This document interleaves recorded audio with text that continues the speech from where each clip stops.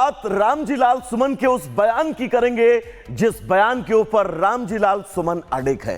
लगातार उनसे पूछा जा रहा है कि राणा सांगा को लेकर दिए गए अपने इस विवादित बयान को लेकर आप कोई सफाई देंगे। वो बिल्कुल साफ मना करते हुए नजर आ रहे हैं। तो वहीं एक कदम आगे बढ़कर अब समाजवादी पार्टी भी रामजी लाल सुमन के साथ कंधे से कंधा मिलाकर खड़ी है। रिपोर्ट आपको दिखाएंगे। ये सरकार 30 मार्का सरकार 30 से बहुत प्रभावित है। भारतीय जनता पार्टी समय समय पर किस तरीके से डिवाइड एंड रूल कर सकें उसके लिए फंड्स लगाते हैं ये लोग। इतिहास को इतिहास रहने दीजिए। इतिहास की पन्ने खोलने वाले सपा नेता अब उसी इतिहास से डरने लगे हैं। राणा सांगा पर मचे घमासान के बाद समाजवादी पार्टी रामजी लाल सुमन को दलित नेता के रूप में प्रोजेक्ट कर रही है और दलितों को साधने में लगी है। हालांकि अखिलेश यादव अब पूरे विवाद पर यू टर्न लेते दिखाई दे रहे हैं। अखिलेश यादव को डर सताने लगा है। वो डर है क्या, बताएंगे आपको, लेकिन पहले अखिलेश का बयान सुनिए। इतिहास को इतिहास रहने दीजिए। जो इतिहास हमारे आपके बीच में मनमुटाव पैदा करता हो उस इतिहास को इतिहास ही रहना चाहिए। बबुआ को डर है कि इतिहास के चक्कर में वोटों का गणित ना खराब हो जाए। राणा सांगा पर विवादित बयान देने वाले रामजी लाल सुमन के खिलाफ राजपूत समाज ने बवाल काटा था। विरोध की आग और ना धधक जाए इसके लिए अखिलेश अतीत भूलने को कहते नजर आ रहे हैं। मगर बीजेपी का आरोप है कि अखिलेश की जाति वाली राजनीति नहीं जाती। तो वहीं सपा अध्यक्ष भी बीजेपी पर बयानों के सियासी बम छोड़ रहे हैं। सच्चाई तो ये है, धार्मिक उन्माद और जातियों का झगड़ा ये बढ़ाने का काम कोई कर रहा है तो वो भारतीय जनता पार्टी है।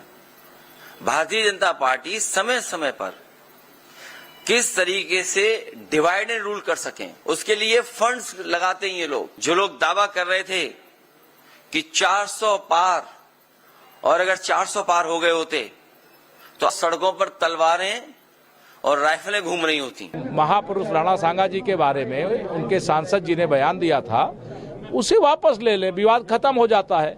लेकिन वह इस पर राजनीति करना चाहते हैं, वह समाज को बांटना चाहते हैं। और पीडीए जो वो कहते हैं वो फर्जी है। उनका पीडीए वो परिवार डेवलपमेंट एजेंसी है और परिवार डेवलपमेंट एजेंसी को मजबूत बनाने के लिए इस प्रकार का दुष्प्रचार करते हैं और यही उनके लिए घातक सिद्ध होगा और समाजवादी पार्टी समाप्तवादी पार्टी बनेगी। जिस सरकार ने नौजवानों से वादा किया हो हर साल 2 करोड़ रोजगार देने का, उस वादे का क्या हुआ?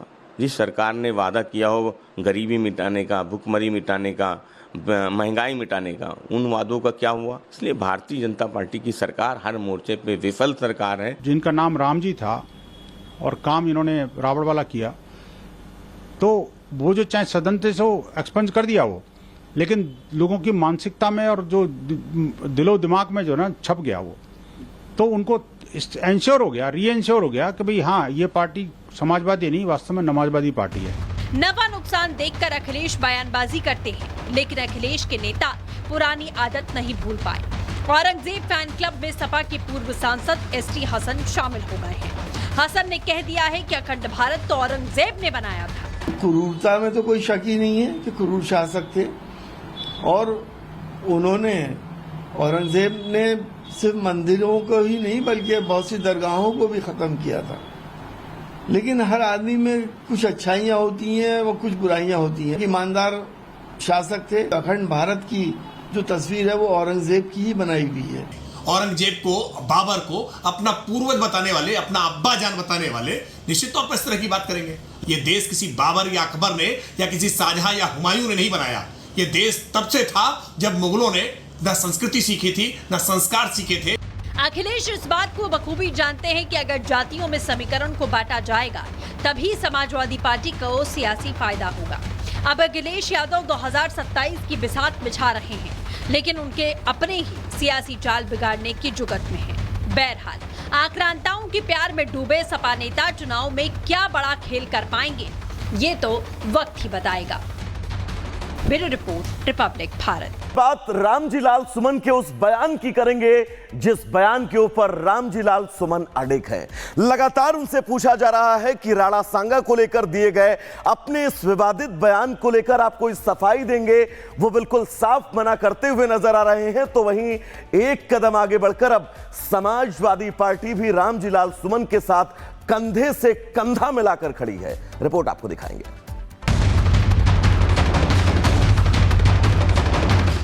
ये सरकार 30 मार्का सरकार 30 से बहुत प्रभावित है।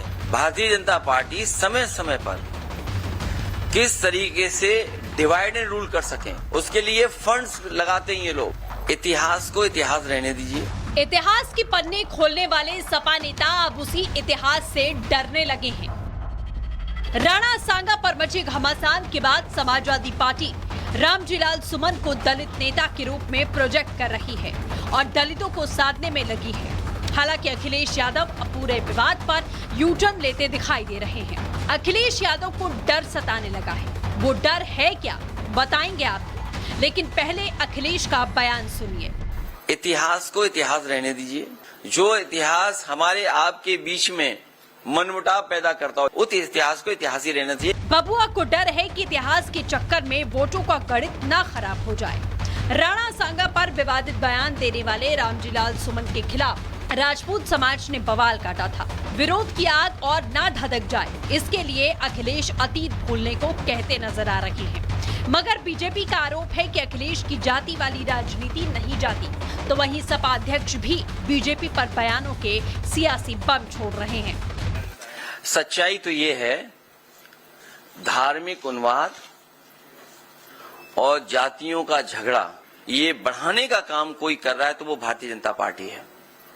भारतीय जनता पार्टी समय समय पर किस तरीके से डिवाइड एंड रूल कर सकें, उसके लिए फंड्स लगाते हैं ये लोग। जो लोग दावा कर रहे थे कि 400 पार, और अगर 400 पार हो गए होते तो सड़कों पर तलवारें और राइफलें घूम रही होती। महापुरुष राणा सांगा जी के बारे में उनके सांसद जी ने बयान दिया था, उसे वापस ले ले, विवाद खत्म हो जाता है।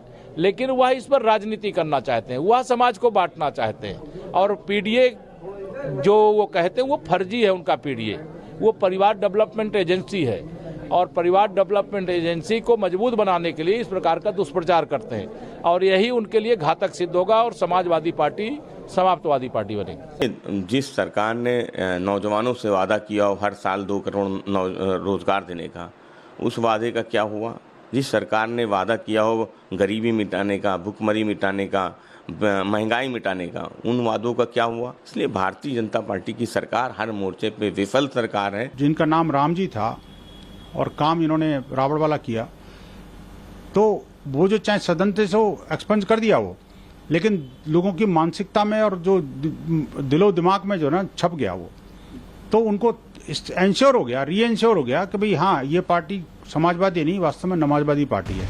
नफा नुकसान देखकर अखिलेश बयानबाजी करते हैं, लेकिन अखिलेश के नेता पुरानी आदत नहीं भूल पाए। औरंगजेब फैन क्लब में सपा के पूर्व सांसद ST हसन शामिल हो गए हैं। हसन ने कह दिया है कि अखंड भारत तो औरंगजेब ने बनाया था। क्रूरता में तो कोई शक ही नहीं है कि क्रूर शासक थे, और उन्होंने, औरंगजेब ने सिर्फ मंदिरों को ही नहीं बल्कि बहुत सी दरगाहों को भी खत्म किया था। लेकिन हर आदमी में कुछ अच्छाइयाँ होती हैं और कुछ बुराइयाँ होती हैं। ईमानदार शासक थे। अखंड भारत की जो तस्वीर है वो औरंगजेब की ही बनाई हुई है।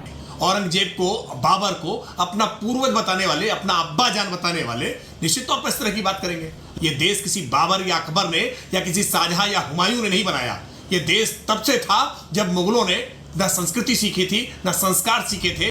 अखिलेश इस बात को बखूबी जानते हैं कि अगर जातियों में समीकरण को बांटा जाएगा तभी समाजवादी पार्टी को सियासी फायदा होगा।